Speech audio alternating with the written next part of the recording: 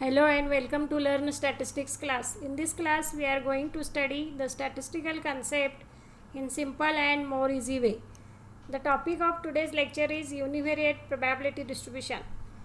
In this topic we are going to learn examples on cumulative distribution function. In the previous lecture we have already taken the examples on cumulative distribution function. In this lecture also we will take the examples on cumulative distribution function of remaining types. If student want to learn the first lecture of examples on cumulative distribution function, then click on the I button at the top right corner of the screen, and link of that lecture is also given in the description box. So let us start with the example on distribution function. Consider the example number 1. Verify the following function fx is a distribution function of x or not. Here we are given a function fx and we have to check whether it is a distribution function or not. Let us see the function.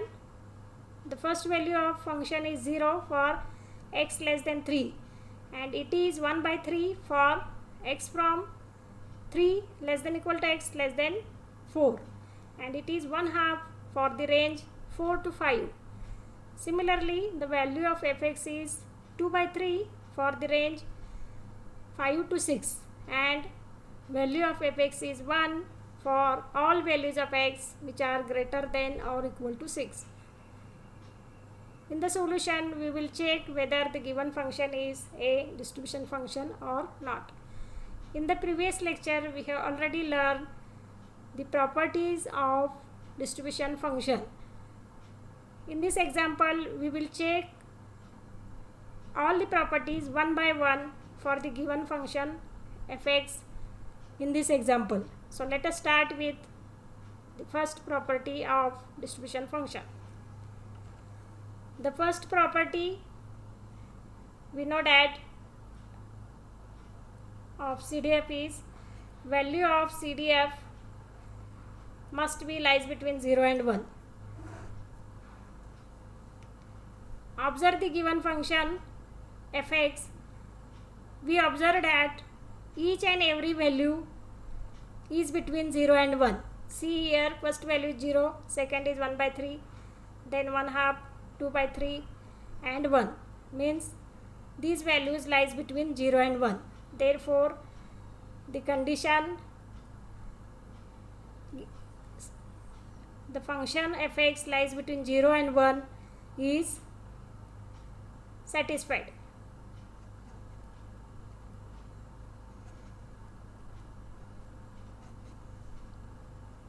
Hence, the condition 1 is satisfied. Now let us check the condition 2. For the condition 2, observe the given function. Here x lies between 3 to 6. Here x lies between 3 to 6. The first value is, lower limit is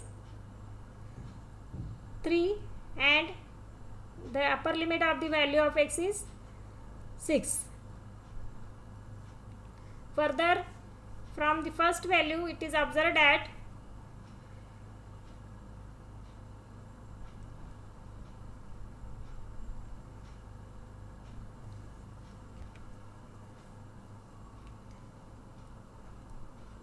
fx equal to 0 for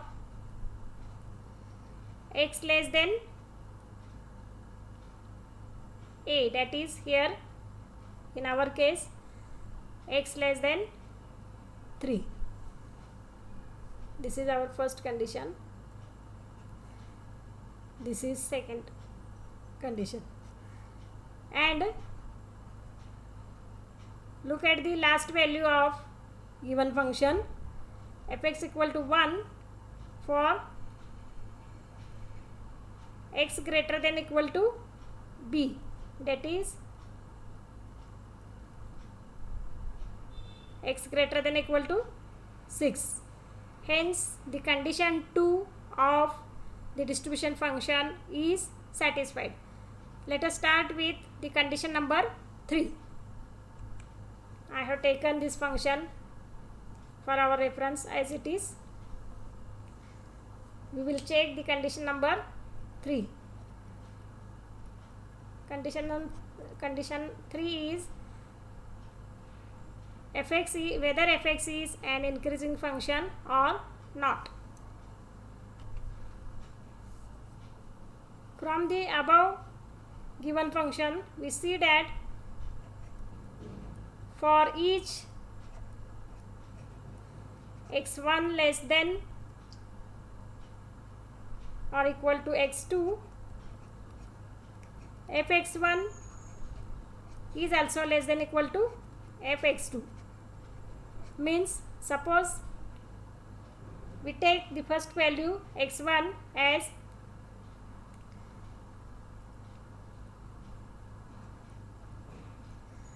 3 and x2 equal to 4,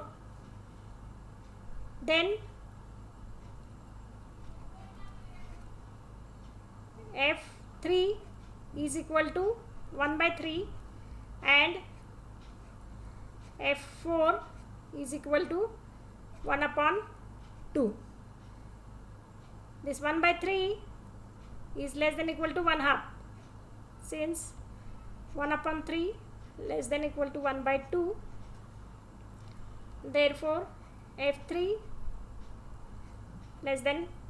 strictly less than f4.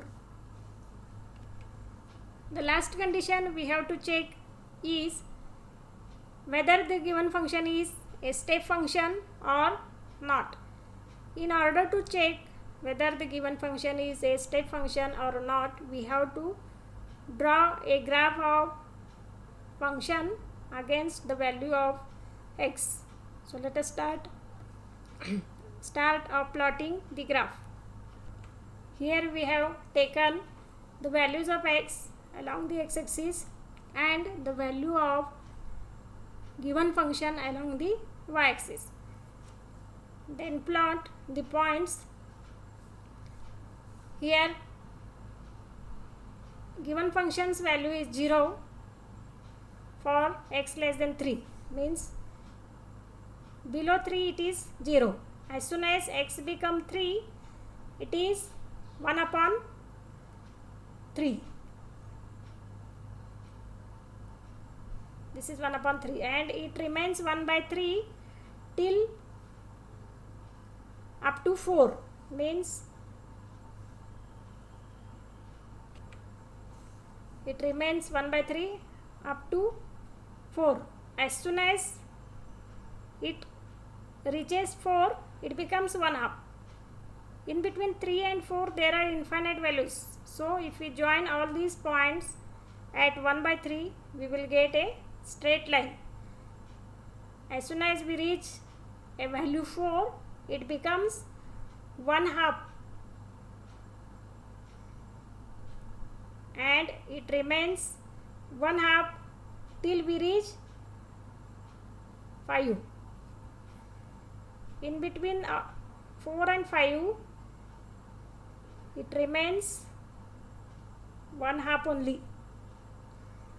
As soon as we reach the value 5, it reaches to the value 2 by 3 here and remains 2 by 3 till we reach the value 6. Whenever we reach the value 6, it becomes 1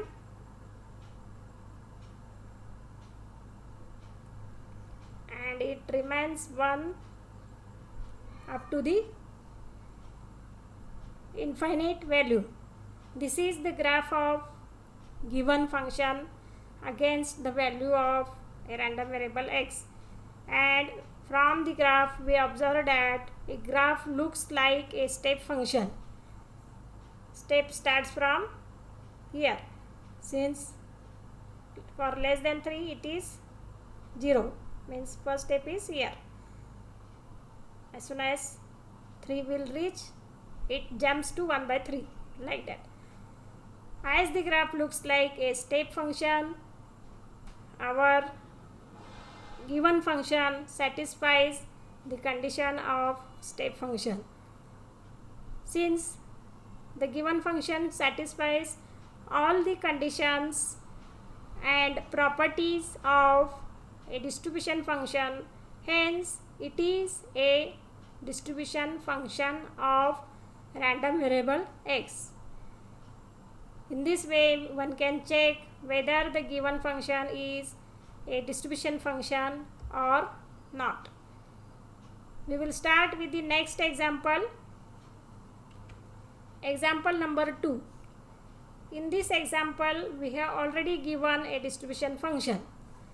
Let us see. The following is a distribution function of a random variable x. Here we are given a distribution function of random variable x, which is as follows.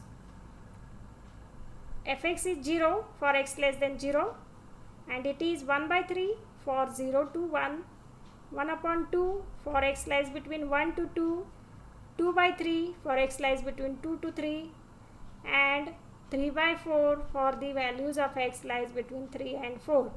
And lastly, it becomes 1 for all values from 4 and above. Find the probability distribution of x and draw the graph of fx.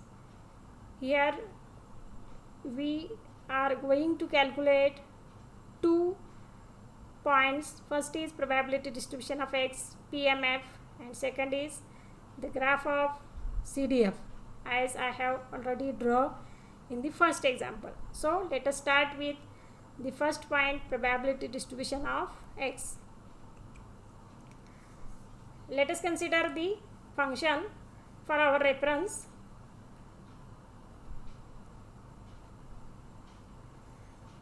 We know that we have already learned in the properties of CDF, probability of xi is equal to f of xi minus f of xi minus 1. Means we take the consecutive difference to find out the probabilities of a random variable x. Here I may be 1, 2, 3, dot dot dot, etc. We will use this formula to obtain the probability distribution from the given distribution function. Here the first value of x is 0. So probability x equal to 0 is, we will take the difference of 1 by 3 minus 0. 1 upon 3 minus 0. So it is 1 upon 3. Next is the value of x is x equal to 1. So this will be f1 minus f0. See, this f1 is 1 upon 2, f0 is 1 by 3. So it is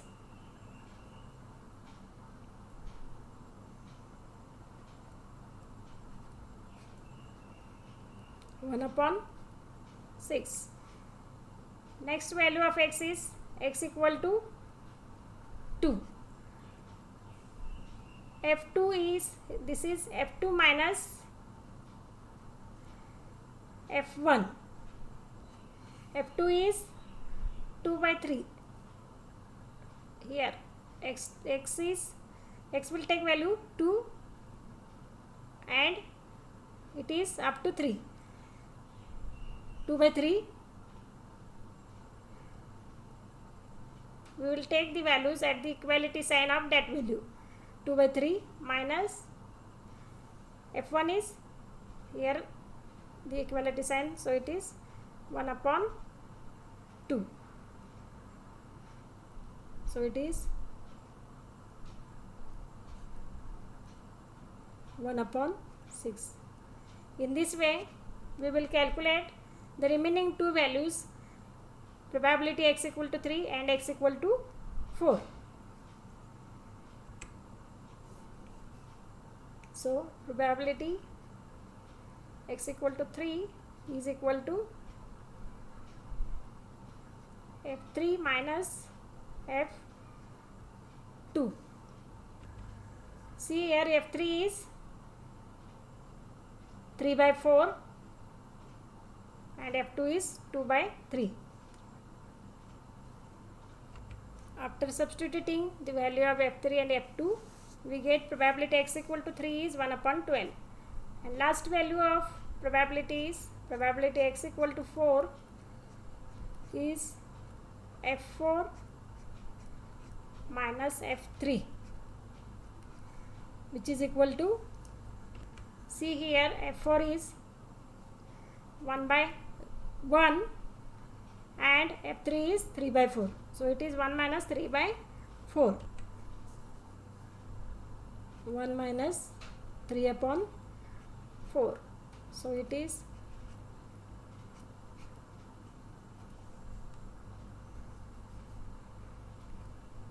1 upon 4. In this way we get the probabilities of all the values of x. Therefore, the PMF or probability distribution of x is given by, we will write in the tabular form. We have already learned the probability distribution in the previous lecture. If student want to learn that lecture, then click on the I button at the top right corner of the screen, and a link of that lecture is also given in the description box. The value of x are 0, 1, 2, 3, 4 and their corresponding probabilities are 1 by 3, 1 by 6, 1 by 6, 1 by 12 and 1 by 4. If we add all these probabilities, we get the sum equal to 1. Hence, we have correctly calculated the value of probability distribution.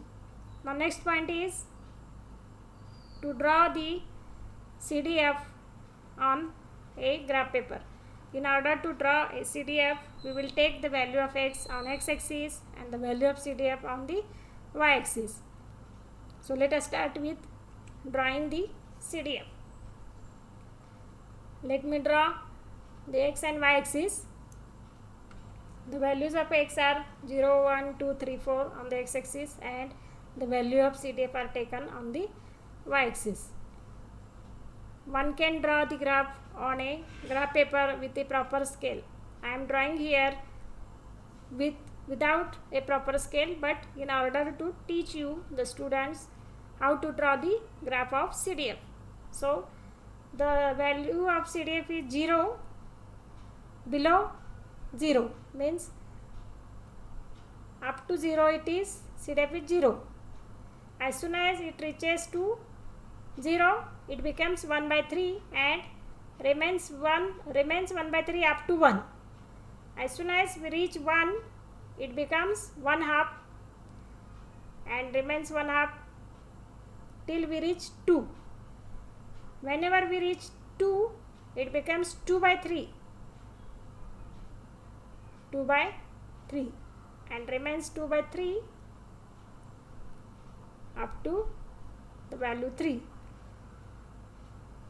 When we reach the value 3, it becomes 3 by 4 and remains up to the value 4. As soon as we reach the value 4, it becomes 1 and it remains as it is. This is the graph of CDF of a random variable and it looks like a step function. In this way, in this lecture we calculated the value of CDF and we have drawn the graph of CDF, and we observed that the graph of CDF looks like a step function. Further, we also verify the properties of CDF in order to check whether the given function is a distribution function or not. In the previous lecture, we have already taken the different concepts from univariate probability distribution. If students want to learn all the lectures, then click on the I button at the top right corner of the screen, and link of that lecture is given in the description box.